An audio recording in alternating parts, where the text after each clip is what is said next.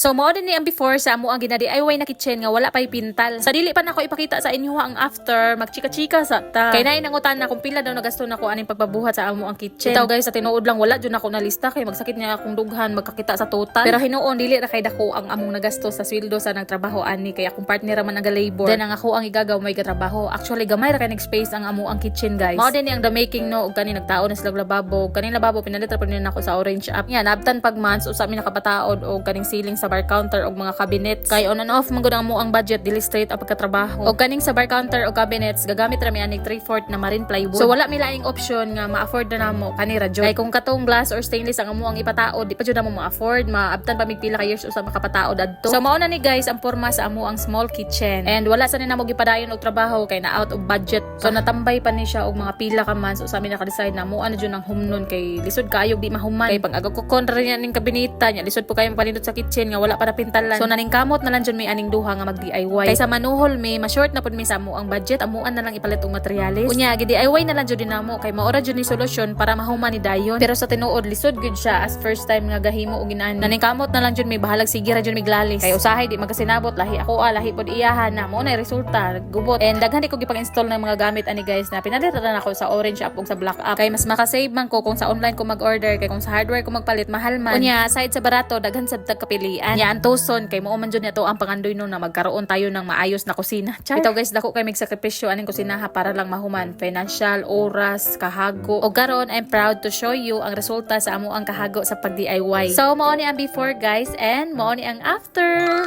Simple ra jud kayo ni nga kitchen guys kay gamay ra man ni siya. Hindi po ta kaingon nga perfect ni kay wag ni namo na perfect pagkatrabaho. And na siya something kulang diha kaning space, butanganan na siya sa refrigerator pero wala pa mi ref karon. Manifesting pa nga maka-afford na unta mi makapalit og ref. So kaning mga lights guys sa black up ra ko ni napalit aside aning mga pin light gikan na sa City Hardware. And usa jud sa makapanindot sa ato ang kitchen kaning mga lights. That's why apil na jud na sa ako ang plano nga magka-kitchen gali ko butangan jud ako daghang lights. So nalipay jud ko og nagpasalamat kayo nga nahuman ra jud namo pinaagi sa pag-DIY. Nga pagtuon namo nga imposible namong mabuhat pero nakaya ra jud di ay. Unya abi bitaw ninyo dili naman jud ta ko ni gustong i-flex kay maalaan niya taghambugira or naabay masuya. Pero i-post na lang oy para makabawi sad ta sa gasto. Basin di ay mag-viral ning video. Char. Bitaw oy para sa mga nangandoy og tarong og nindot na kusina puhon kamo na pod.